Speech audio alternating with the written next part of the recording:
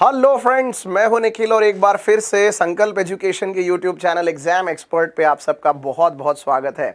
दोस्तों, कुछ दिन पहले ही मैंने ईसीजीसी की एक नोटिफिकेशन के ऊपर एक वीडियो डाला था। आप में से बहुत सारे स्टूडेंट्स ने उसके ऊपर कमेंट भी किया, बहुत सारे सवाल भी पूछे।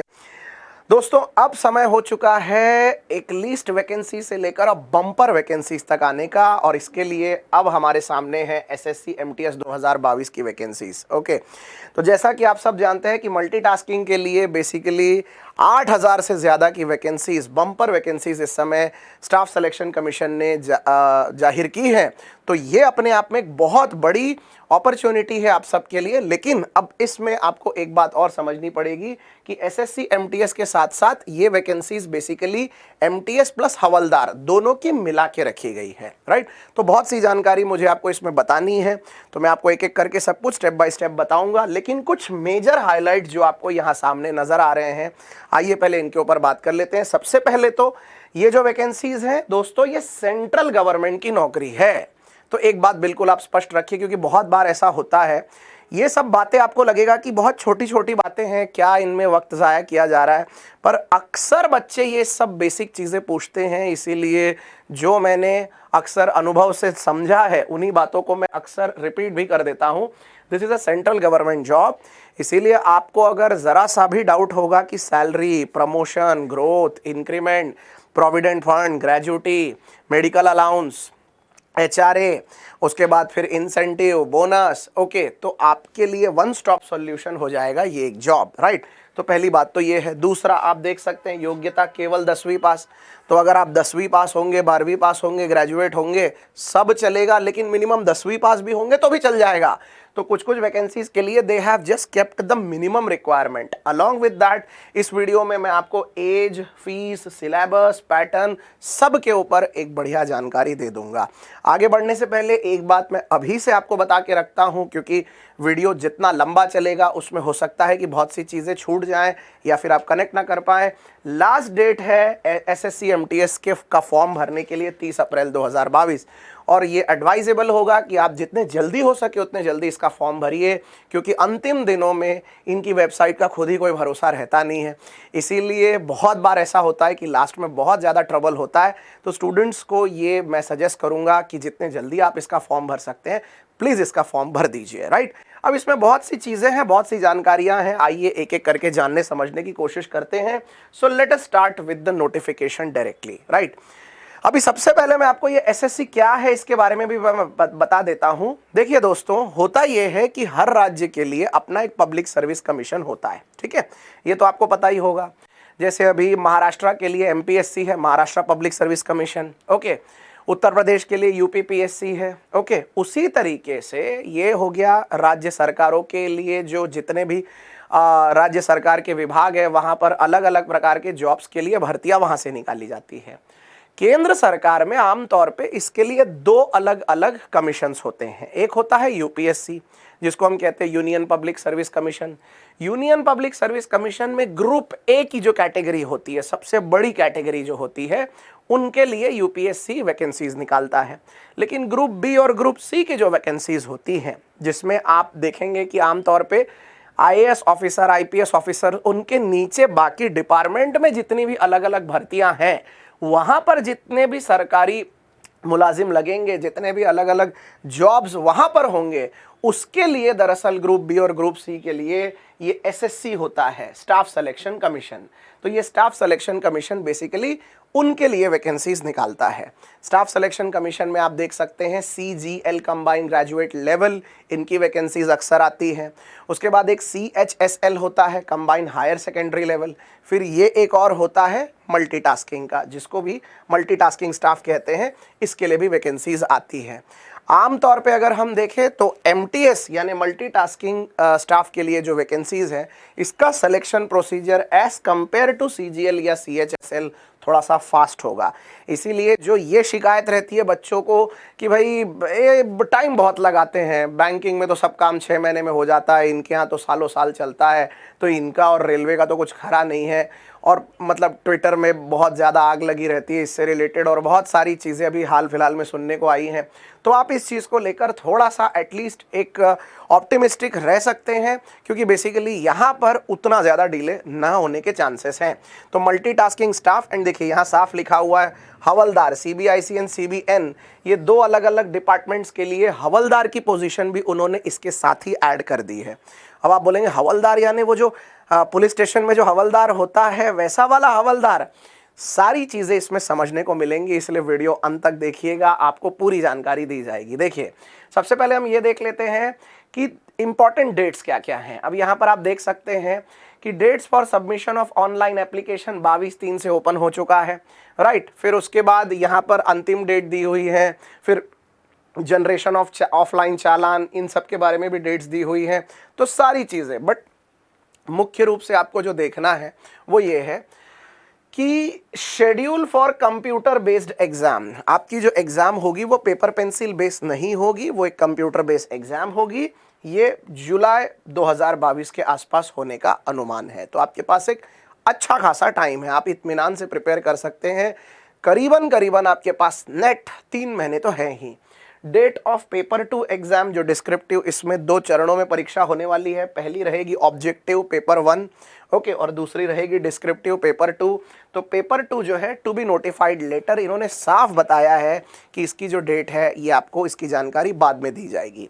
तो आज जब मैं ये वीडियो बना रहा हूँ तो अगर मैं वहाँ से भी कैलकुलेट करूँ तो हर हाल में आपके पास एक 3.5 महीने का शानदार समय है जिसमें आप इत्मीनान से ये प्रिपरेशन कर सकते हैं और अपनी एक अच्छी तैयारी के साथ इस गवर्नमेंट जॉब के लिए you can be very much hopeful. Okay, तो आइए दोस्तों इसमें और क्या क्या है आगे देखते हैं। एक एक करके मैं आपको सारी जानकारी देता चलूँगा, वीडियो को आखिरी तक देखते रहिएगा। ये देख लीजिए, यहाँ पर आप देख सकते हैं। तो एक बहुत इंपॉर्टेंट पार्ट इन्होंने बताया है, यूनियन टेरिटरीज एंड हवलदार इन पे लेवल 1। ओके, पे लेवल 1 का आपका जो पे मैट्रिक्स होगा वो होगा, और 7वें पे कमीशन के हिसाब से, 7वां पे कमीशन कब आया था? 2016 में आया था। तो 7वें पे कमीशन के हिसाब से जो भी आपके बेनिफिट्स हैं सैलरी के, वो आपको पूरे दिए जाएंगे। देखिए अंदाजतन अगर मैं आपको बताऊं तो इसमें करीबन करीबन आप 25,000 से 35,000 रुपए की एक बहुत डिसेंट सैलरी आप एक्सपेक्ट कर सकते हैं स्टार्टिंग में। देखिए वैकेंसीज यहाँ पर इन्होंने साफ बताया है, tentative vacancies for the post are as under. MTS के लिए will be intimated later. MTS की जो वैकेंसीज है ये बाद में बताई जाएंगी, बट ओवरऑल लगभग 5,000 के आसपास। And havildar and CBIC and CBN is 3,600। तो ऑल इन ऑल इसमें 8,000 से ऊपर आपको पूरी वैकेंसीज मिल जाएंगी। इससे पहले क्या होता था कि हवलदार की जो वैकेंसीज है वो इसमें ऐड नहीं की जाती थी, इस बार इसको ऐड कर दिया गया है, इसलिए टोटल वैकेंसीज आपको ज़्यादा नज़र आ रही है।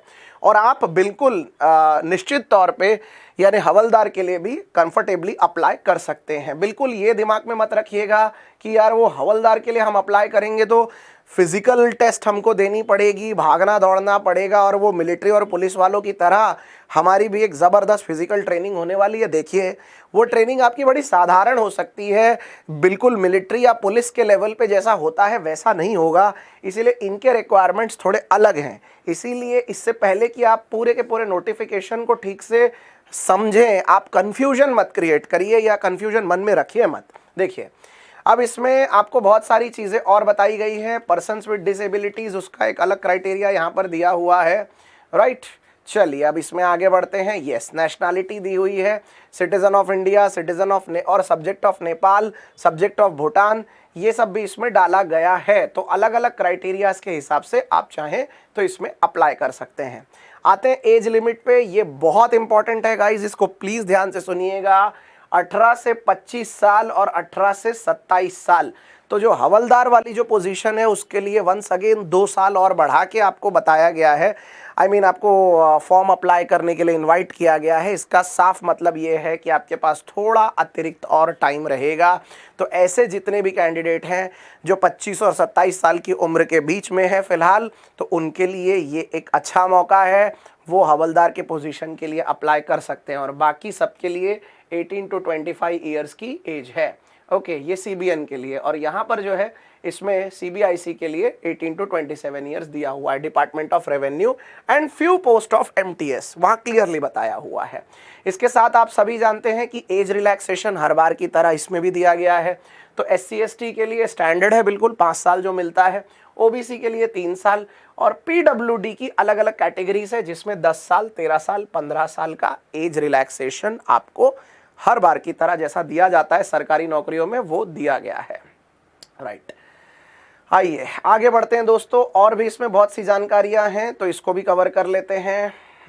राइट, यस, अब इसमें कुछ कुछ बेसिक चीजें हमने जो देख ली वो तो आपको पता चल गई हैं। Yes, provision for compensatory time and assistance of scribe. अब देखिए यहाँ पर एक बड़ी दिलचस्प चीज जो इन्होंने यहाँ पर बताई है, ये इन्होंने कंपनसेटरी टाइम एंड स्क्राइब से रिलेटेड एक बहुत अच्छी जानकारी यहाँ दी है। पॉइंट नंबर 8.4 यहाँ पर ठीक से समझने जैसा है। The candidates will have the discretion of opting for his own scribe or to avail the facility of scribe provided by the commission. Appropriate choice in this regard will have to be given by the candidate in the online application form. कहने का मतलब ये कि candidate के पास हम एक discretion रखते हैं, यानी उसके ही जजमेंट पे होगा कि वो चाहे तो अपना स्क्राइब खुद ला सकता है या फिर वो चाहे तो स्क्राइब के लिए अपनी एक रिक्वेस्ट दे सकता है, तो स्क्राइब उसको हमारे तरफ से यानी SSC के तरफ से मिलेगा। तो आपके पास दोनों ही ऑप्शंस अवेलेबल हैं। आप चाहें तो अपना खुद का स्क्राइब लेकर जा सकते हैं, या फिर अगर आपको स्क्राइब फैसिलिटी चाहिए है तो आपको स्क्राइब फैसिलिटी भी मिल जाएगी। ध्यान रखिएगा, जो आपका स्क्राइब होगा, मेरी एक एक बात ठीक से समझिए, जो आपका स्क्राइब होगा वो आपसे एक लेवल नीचे होना चाहिए एजुकेशन में। ये इनकी शर्त है, आगे नोटिफिकेशन में उन्होंने डाला है, अभी बात निकली तो मैं आपको बता रहा हूं कि जो स्क्राइब है वो एक लेवल नीचे होना चाहिए। एग्जाम्पल के लिए अगर आप ग्रेजुएट हैं तो वो फिर ग्रेजुएशन कंप्लीट न किया हुआ हो या फिर एटलीस्ट 12वीं पास हो। अगर आप ही 12वीं पास हैं तो वो 10वीं पास हो। इस तरीके से एक स्टेप नीचे होना ये ज़रूरी है। ओके, आगे बढ़ते हैं। In case the candidate opts for his or her own scribe, the qualification for the scribe should be one step below. देखो जो मैं आपको बता रहा था वही है, below the qualification of the candidate taking the exam, right? तो ये आपको याद रखना है, ठीक है। आगे बढ़ते हैं दोस्तों। असेंशियल एजुकेशन क्वालिफिकेशन इसमें क्या दिया हुआ है अभी देख लीजिए। The candidate must have passed matriculation exam और equivalent from a recognised board. आपको किसी भी एक मान्यता प्राप्त बोर्ड से 10वीं पास का सर्टिफिकेट यहां पर सबमिट करना पड़ेगा and you will be done. Okay, आगे बढ़ते हैं दोस्तों। और इसमें क्या दिया हुआ है, यस, यहां पर इन्होंने खुद ही बोल्ड लेटर्स में अंडरलाइन करके बताया है। It is reiterated that the result of requisite educational qualification must have been declared by the board, institute, university by the specified date. Mere processing of the result by the board, university, institution by the cut-off date does not fulfill the education qualification requirement. Board द्वारा properly आपका result declare किया हुआ होना चाहिए, आपके पास उसकी एक relevant marksheet होनी चाहिए, उसी को माना जाएगा कि आप क्वालिफाइड हैं। उसके बाद यहाँ पर आगे भी बता रहे हैं हाउ टू अप्लाई। अब हाउ टू अप्लाई में एक पूरा लंबा चौड़ा प्रोसीजर है गाइज, इसमें बहुत सी चीज़ें हैं। तो मैं कोशिश करूंगा, आप ज़रा कमेंट्स में ये ज़रूर बताइएगा कि कैसे अप्लाई करना है, क्योंकि ये वीडियो बहुत लेंदी हो जाएगा उस तरीके से।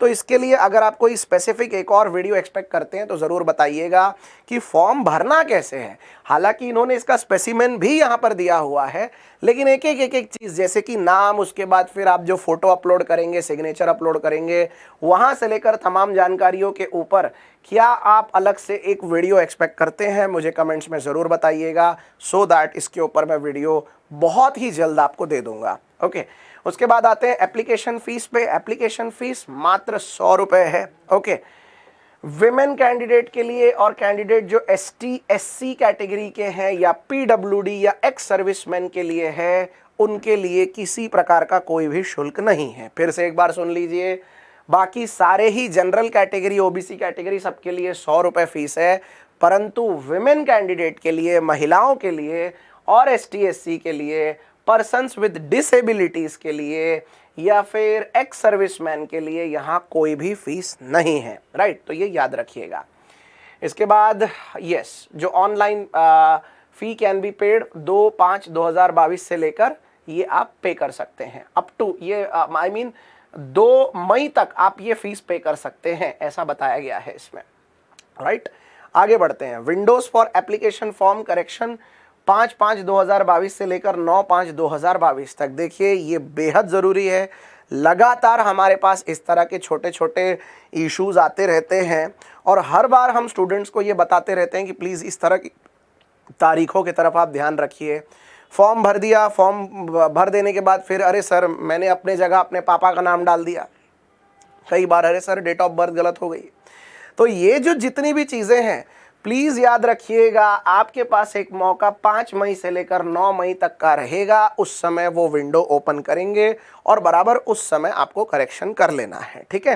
तो ये तारीख आपके लिए बेहद ज़रूरी है। वैसे कोशिश करिए कि आप एक बार में फॉर्म भरें और ढंग से भरें, आप इस तरह के छोटे छोटे एरर्स ना रखें। बट बावजूद इसके कोई भी किसी भी प्रकार से अगर यहाँ कोई गड़बड़ हुई तो आप 5 मई 2022 से लेकर 9 मई 2022 के बीच में उसका करेक्शन कर सकते हैं, ठीक है। आगे बढ़ते हैं दोस्तों। Centre for examination. देखिए सेंटर फॉर एग्जामिनेशन को लेकर अक्सर ये भी एक रहता है कि सर यहाँ आसपास तो कहीं सेंटर ही नहीं है, तो फिर हम कहाँ जाएंगे, मतलब यहाँ से सेंटर बहुत दूर है और उतने दूर जाने की कोई व्यवस्था मेरे पास है नहीं, तो मैं जा नहीं सकता। तो ये जो सारे प्रॉब्लम्स है इसको लेकर अभी आप देख सकते हैं हर एक स्टेट में सफिशिएंट जगह रखी गई है जहां पर आप जाकर एग्ज़ाम दे सकते हैं। केवल बिहार और उत्तर प्रदेश में अगर हम देखें तो भागलपुर, मुजफ्फरपुर, पटना, पूर्णिया, उसके बाद आगरा, बरेली, गोरखपुर, झांसी, कानपुर, लखनऊ, मेरठ, प्रयागराज, वाराणसी, काफ़ी जगह यहाँ पर दी हुई है। ठीक वैसे ही जो पूर्व का जो साइड है वहाँ पर भी आपको काफ़ी सारे रीजन मिल जाएंगे। ठीक वैसे ही एग्जामिनेशन सेंटर में कर्नाटक, केरला, ये जो रीजन है साउथ का, वहाँ पर भी काफ़ी सेंटर्स हैं। मध्य प्रदेश वाले रीजन में भी आपको काफ़ी सेंटर मिलेंगे और नॉर्थ ईस्ट, पूर्वोत्तर के जो राज्य हैं वहाँ के लिए भी आपको काफ़ी सेंटर्स मिल जाएंगे।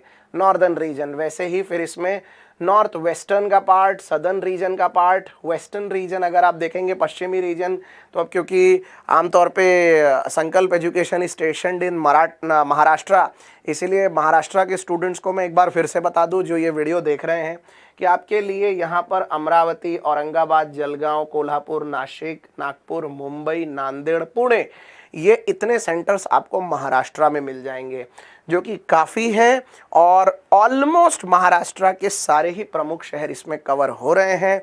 संकल्प एजुकेशन औरंगाबाद में स्थित है और आपके पास औरंगाबाद का भी ऑप्शन इसमें है। तो बहुत आसानी से आप अपने सेंटर्स जहां से जो आपको नज़दीक पड़ेगा वहां से आप फिल कर सकते हैं। तो आपके लिए ज्योग्राफिकली कोई लिमिटेशन नहीं होगी, आप आराम से इसको लेकर कॉन्फिडेंटली आगे बढ़ सकते हैं। आगे देखते हैं scheme of examination. Scheme of examination में इन्होंने सिंपली बताया है the examination will consist CBE pattern यानी कंप्यूटर बेस्ड एग्जामिनेशन होगी।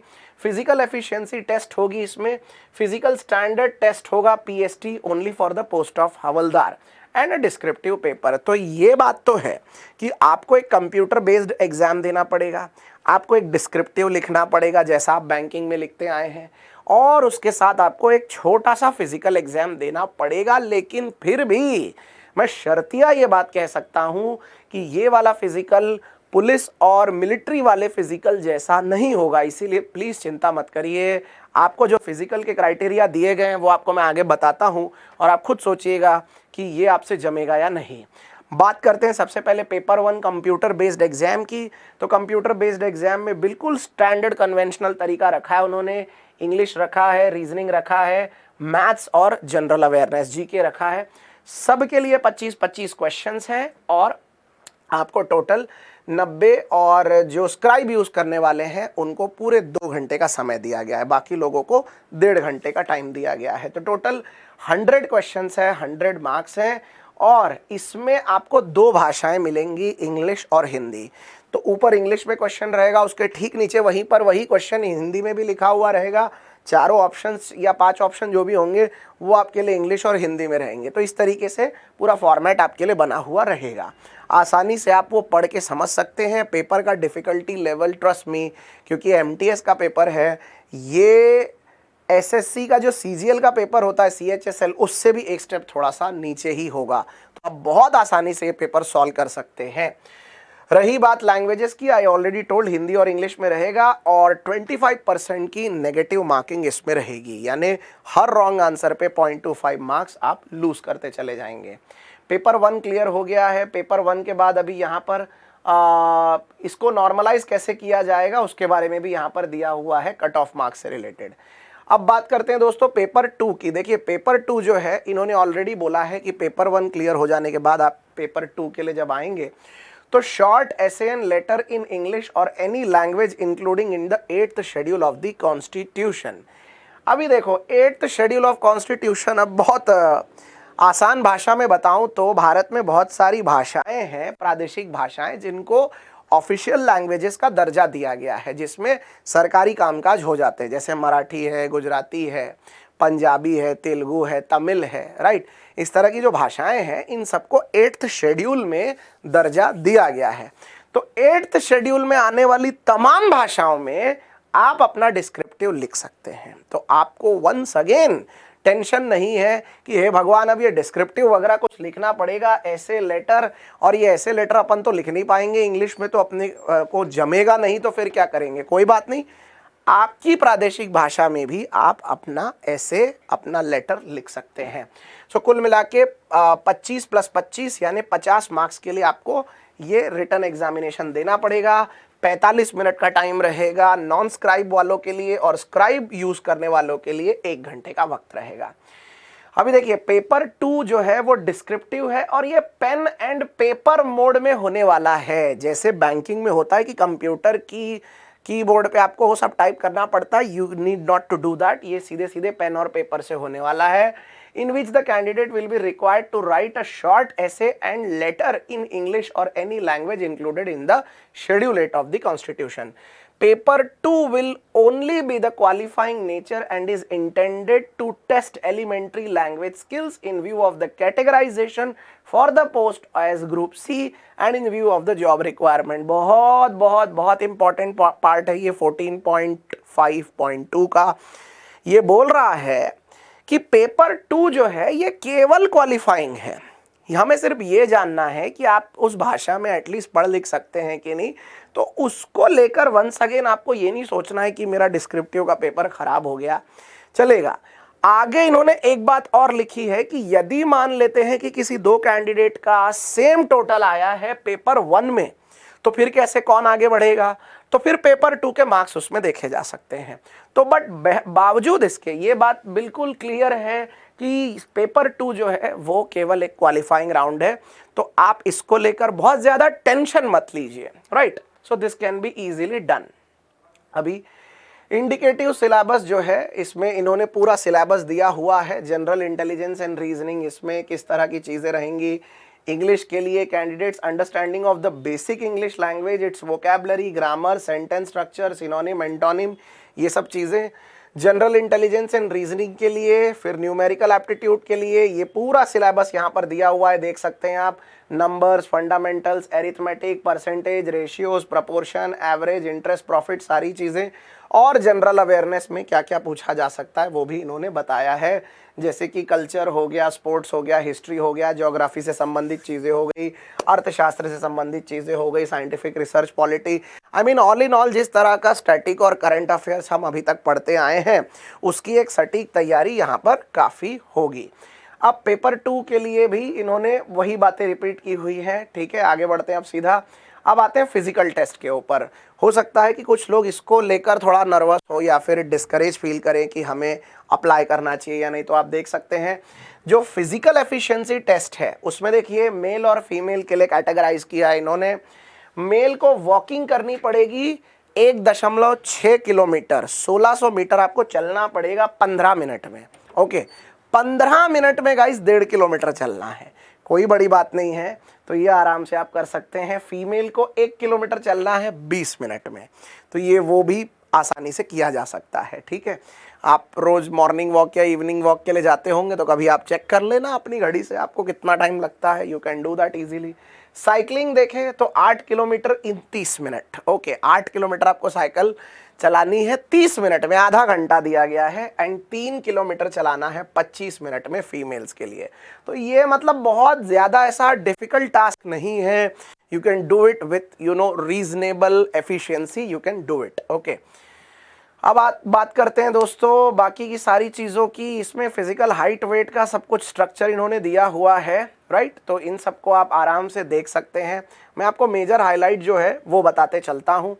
देखिए अभी यहाँ पर वंस अगेन ये अनुभव की बातें हैं, इसीलिए मैं ये सब फिर चीज़ें रिपीट करूँगा आप सबके लिए कि in addition to the admission certificate it is mandatory to carry at least 2 passport size recent colour photographs, original valid photo ID proof, having the full detail of birth as printed on the admission certificate such as Aadhaar, voter ID, driving license, PAN, passport, ID card, employer ID, ex serviceman या central या state government का कोई ID card होगा। तो वो कहने का मतलब ये है कि जो इन्होंने रिक्वायरमेंट बताई है फोटो ID इसकी, पासपोर्ट साइज की, गाइस प्लीज प्लीज प्लीज ये करिएगा। एंड मौके पर इसमें किसी भी प्रकार की गड़बड़ आपका कैंडिडेचर कैंसिल कर सकती है। तो ध्यान रखिए, ये सब चीज़ें इसलिए बताई जा रही है क्योंकि ऐसे उदाहरण हमारे पास हमेशा आते हैं, दर्जनों में है, और बार बार हम ये इस वजह से इतनी अच्छी वैकेंसी मिस कर दे, ये बड़ा स्टूपिड लगता है। इसीलिए आप ऐसी कोई गलती ना करें, इसीलिए ये बातें वंस अगेन रिपीट की जा रही हैं। डॉक्यूमेंट वेरिफिकेशन, अपने डॉक्यूमेंट्स प्लीज़ रेडी रखें क्योंकि डॉक्यूमेंट्स लगेंगे ही। मैंने ECGC के टाइम पे भी बोला था कि जिसके पास जो भी सर्टिफिकेट नहीं है कृपया प्लीज़ अपने यूनिवर्सिटी से, कॉलेज से वो सर्टिफिकेट निकलवा के रखें।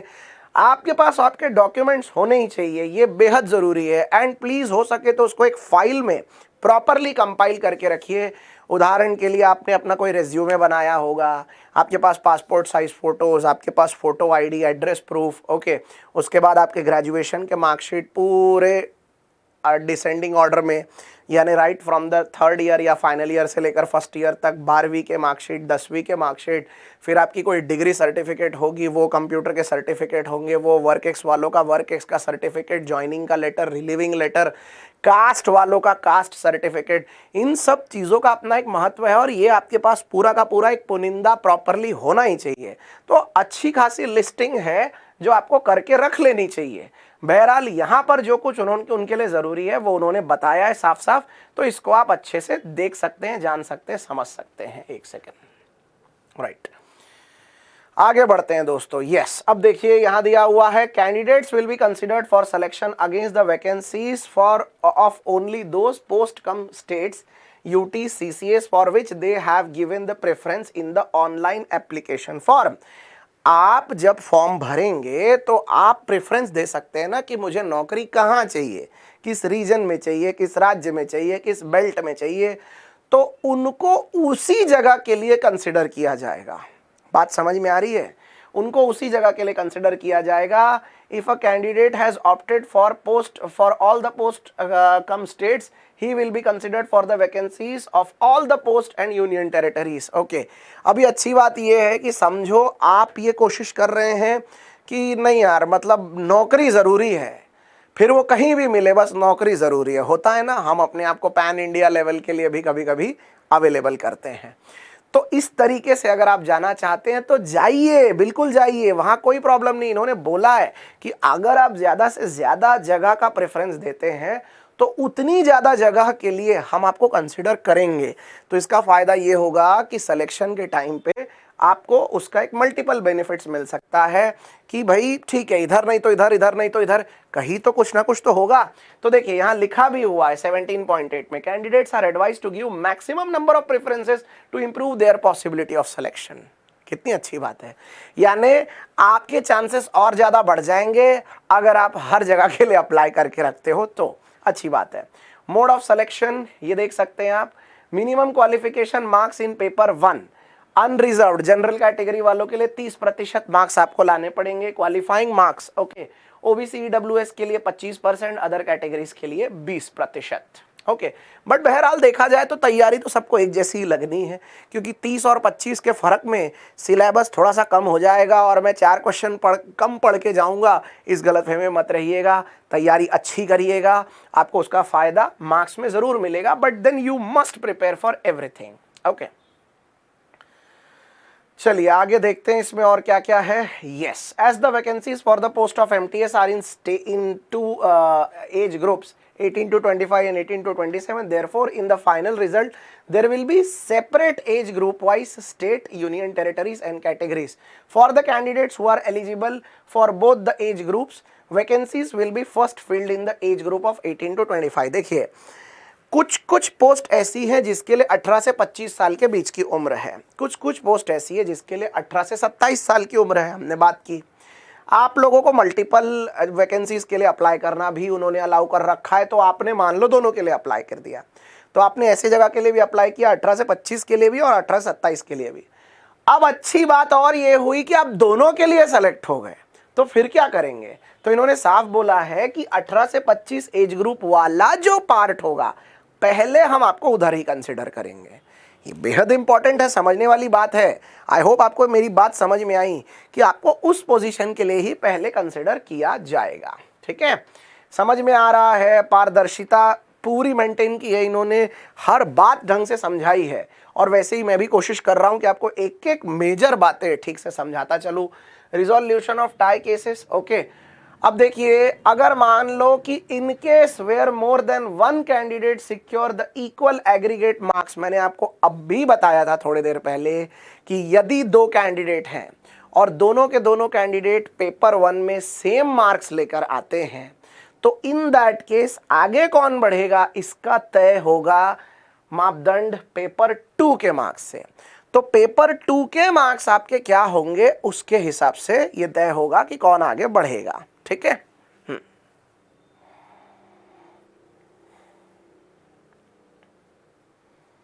चलिए इसमें बहुत सी चीजें और भी दी हुई है, बट मुझे लगता नहीं कि आज सच कुछ और इंपॉर्टेंट ही है। Candidates are advised in their own interest to submit online application much before the closing date and not to wait till the, मैं बोला ना भाई एसएससी खुद ही मानता है कि उनकी वेबसाइट क्रैश हो जाती है, तो वो बोल रहे हैं कि भाई लास्ट में बहुत हैवी लोड हो जाता है, तो तुम वो लास्ट के भरोसे पे मत बैठो भैया। 30 की लास्ट डेट है अप्रैल की, तो ये ना हो कि 29 को जाग रहे हैं और 29 को फॉर्म भर रहे हैं। बोल्ड कैपिटल लेटर में भी वो बता रहे हैं चेतावनी देते हुए कि candidates are advised in their own interest to submit online application much before the closing date and not to wait till the last date to avoid the possibility of disconnection, inability or failure to log into the SSC website on account of heavy load on the website during the closing dates। तो वो खुद बोल रहे हैं कि भाई IRCTC की website के जैसा हमारे यहाँ भी लोड बहुत ज़्यादा रहता है, तो कुछ क्रैश हो गया, सबमिट नहीं हुआ, तो बाद में आप कंप्लेंट ना करें, तो जितने जल्दी हो सके भरें। सही है भाई।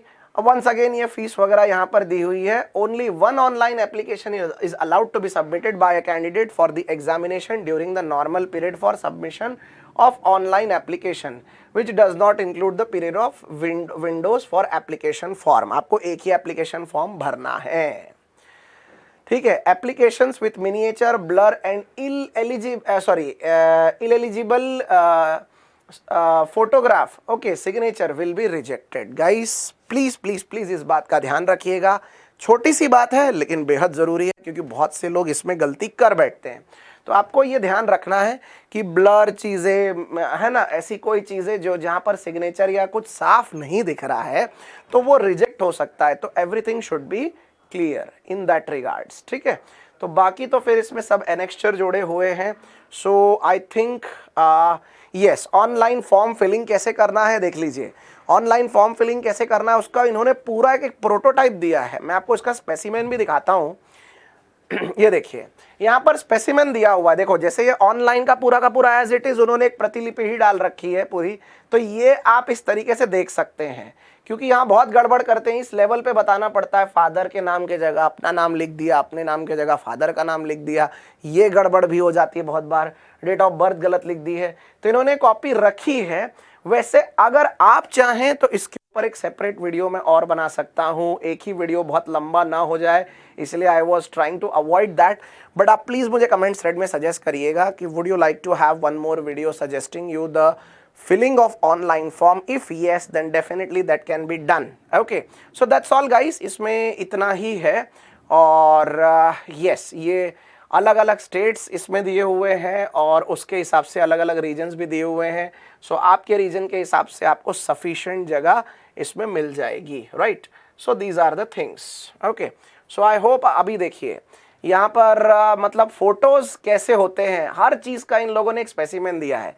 ये है acceptable photograph, sample of photographs which are not accepted. ये देखिए थोड़ा सा ब्लर हो गया, ये ठीक से नहीं दिख रहा है, पिक्सेल्स पूरे फट गए हैं। यहाँ पर देखिए टोपी पहन के भाई साहब, अभी ये देखिए ये इन्वर्टेड टू डार्क, गॉगल वॉगल पहन के आपने फोटो खिंचा लिया, उल्टा फोटो सबमिट करके रखा है, बताओ, है ना। अभी देखो टू स्मॉल फोटो, है ना, एक होता है स्टैम्प फोटो, एक होता है पासपोर्ट फोटो, एक होता है टिकट फोटो। भैया ये सब फर्क कई बार समझाने पड़ते हैं बच्चों को कि स्टैम्प फोटो अलग है, पासपोर्ट फोटो अगर आप सच में खिंचवाने जा रहे हैं उसको बोलिए एग्जाम के लिए है, पासपोर्ट साइज का फोटो है, तो स्टैम्प फोटो ना दे दे आपको। तो हर चीज में फर्क है। तो यहाँ क्लियरली इन लोगों ने सब बातें बताई हुई हैं। अभी देखिए मतलब यानी चश्मा वश्मा पहन के आपने फोटो खिंचवाया है, वंस अगेन उसके ऊपर लाइट का रिफ्लेक्शन आ रहा है या उस वजह से कुछ रिजेक्शन हो गए, so that can not be considered as a valid photograph, right. तो यहाँ पर बाकी की चीजें ऑलमोस्ट फिर सब कुछ वैसा ही है आमतौर पे जो एनेक्स्चर्स इसमें होते हैं, right. So I think this is clear to you. आते हैं दोस्तों कुछ और जो ऑब्वियस पार्ट है इसका, वो मैं आपको बता देता हूं। चलिए अब जरा 2 मिनट का टाइम दीजिए। Let us continue with some of the most obvious doubt students are having. देखिए सबसे पहले तो हाउ मेनी वैकेंसीज, तो मैंने आपको ऑलरेडी बताया है कि भैया 8000 से ज्यादा वैकेंसीज है, बम्पर वैकेंसीज है, जरूर अप्लाई करिए। I am a graduate, should I apply, मैं तो ग्रेजुएट हूं, मैं अप्लाई करूं क्या? यस यू शुड अप्लाई, कोई प्रॉब्लम नहीं है, जॉब अच्छी है, पगार पानी अच्छा है, सेंट्रल गवर्नमेंट सर्विस है, you can scale yourself nicely over there. How much salary, देखिए एक अंदाजतन सैलरी का अगर हम अंदाजा लगाएं तो 25,000 से 35,000 की स्टार्टिंग आपको मिल सकती है। I will be posted in my own state, क्या मैं अपने स्टेट में पोस्टेड रहूंगा? Chances are very high, yes. देखिए अगर आप प्रमोशन लेते हैं आगे जाकर तो हो सकता है कि आपके लिए एक स्टेट से दूसरे स्टेट आपको जाना पड़े, लेकिन अदरवाइज बहुत से केसेस में आप अपने राज्य में एक लंबा समय गुजारते हैं, ऑलमोस्ट रिटायरमेंट तक आपको चांसेस मिल जाएंगे, आप अपने स्टेट में रहेंगे। Can I prepare in next 3-4 months? Obviously. देखिए मैं आपको दोबारा बता रहा हूँ, एक बैंकिंग की प्रिपरेशन होती है, ज़्यादा तैयारी लगती है, एसएससी की प्रिपरेशन होती है थोड़ी सी कम, एसएससी में भी फिर एसएससी सीजीएल सीएचएसएल का जो सिलेबस होता है उसके लिए एक रीजनेबल तैयारी, एमटीएस के लिए उससे भी कम। तो बैंकिंग के नीचे एसएससी, एसएससी के नीचे फिर ये एमटीएस का पार्ट, तो यहाँ पर आपको प्रिपरेशन काफ़ी कम लगेगी, आसान होता है पेपर, तो ऑब्वियसली आप इसको लेकर निश्चिंत रहें और अच्छे से अपना काम पूरा कर सकते हैं। व्हाट अबाउट डिस्क्रिप्टिव टेस्ट, उसकी चिंता मत करिए, अलग अलग भाषाओं में आप अपने प्रादेशिक भाषा में भी लिख सकते हैं। मैंने आपको ऑलरेडी बताया 8th शेड्यूल के तहत आपको वो जानकारी ऑलरेडी दी गई है, तो ये आप बहुत इजीली कर लेंगे। अगर आप इंग्लिश में ही लिखना चाहते हैं तो बताइएगा, संपर्क करिएगा, उससे रिलेटेड बहुत सी चीज़ें हैं जिसमें संकल्प एजुकेशन आपकी बहुत इफेक्टिवली मदद कर सकता है। Physical test will be difficult for me, I don't think so. अगर आप एक एवरेज फिजिक भी रखते हैं, एवरेज, तब भी आप ये कर सकते हैं। तो गर्ल्स और बॉयज़ आप लोग इसको लेकर ज़्यादा अंडर कॉन्फिडेंट महसूस ना करें। नेचर ऑफ वर्क अलग अलग है। ये नेचर ऑफ वर्क में मतलब आपको सरकारी जो फाइलें हैं, फाइलों से रिलेटेड वर्क, या फिर कभी कभी स्टूडेंट्स को एक कन्फ्यूजन रहता है मुझे वो झाड़ू मारने वाला काम तो नहीं रहेगा, ऐसा कुछ नहीं है। मतलब आपको अलग अलग चीज़ें क्लरिकल स्टाफ से लेकर तो एक एक बीच के एक मीडिएटर वाले जॉब्स आपको हो सकते हैं, ठीक है। जो हवलदार कैटेगरी के लिए जो जाएंगे उनको प्रॉपर एक यूनिफॉर्म बेस्ड पोजीशन है उनकी, तो उन लोगों को जैसे आपने देखा होगा कि हवाई अड्डों पे या फिर किसी एक पब्लिक डिपार्टमेंट में उनके अपने कुछ सिक्योरिटी पर्सनल्स होते हैं, तो वो लोग होते हैं। कभी आपको कोई रेड डालने के लिए भेजा जा रहा है तो अपनी पुलिस साथ में लेकर जाते हैं, अपने सिक्योरिटीज़ पर्सनल साथ में लेकर जाते हैं along with the state police. तो ये जो लोग होते हैं ये डिपार्टमेंट के लोग होते हैं, तो आपके लिए वैसा वाला जॉब हो सकता है। Will there be any state quota? Yes there are reasonably good state quotas. जैसे बड़े बड़े राज्य हैं, अगर मैं महाराष्ट्र की बात करूं तो ज़्यादा वैकेंसीज किसी एक स्टेट के लिए आ सकती है, लेकिन ऑब्वियसली आपको स्टेट प्रेफरेंस तो मिलेगा ही मिलेगा। Please note that SC ST OBC EWS must keep the certificates ready. भूल के भी ये प्रॉब्लम मत रखना बाद में कि आपके ये सर्टिफिकेट्स रेडी नहीं है। You should be ready with your certificates so that you can apply confidently. आगे देखते हैं दोस्तों, girls and SC ST candidates can apply free. Yes, तो ये तो आपको पता ही है, उनको कोई शुल्क नहीं लगने वाला है। What about difficulty level of exam?